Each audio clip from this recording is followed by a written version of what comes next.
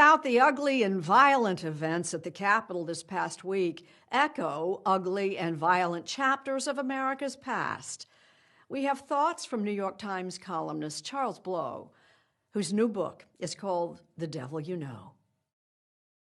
There are many historical precedents for the way white supremacy responds when that perceived supremacy is threatened. One example unfolded during Reconstruction.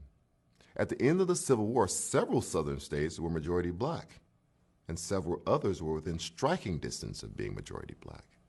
Then the ratification of the 15th Amendment gave black men the right to vote, which in turn made some of the electorates majority black. This was a serious threat to absolute white power. So white supremacists banded together in Mississippi, a black power center during Reconstruction, and formed the Red Shirts, a group of vigilantes who used pressure, intimidation, and violence to prevent black people from voting. What they couldn't achieve numerically at the ballot, they would achieve through terror in the community.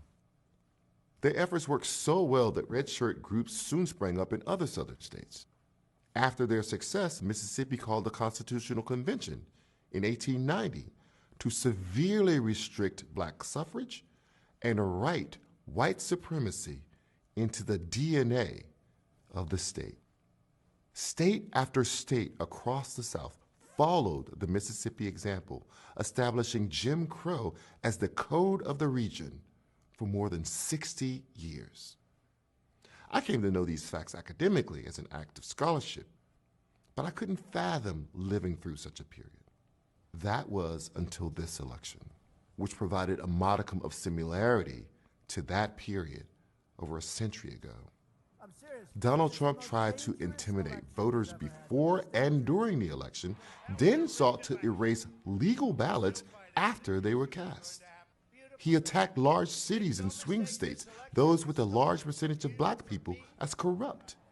And with his legal challenges expired, his efforts culminated in a deadly insurrection in Washington, his loyalists exploding in violence in support of his attempted coup. Make no mistake, the red hats marauding through the halls of the United States Capitol were a throwback to the red shirts terrorizing the southern countryside. As my friend Darren Walker, president of the Ford Foundation, wrote, not only is white supremacy the greatest threat to democracy, democracy is the greatest threat to white supremacy. Because when democracy works, white supremacists will always, reflexively, be rattled, whether in the 19th century or the 21st.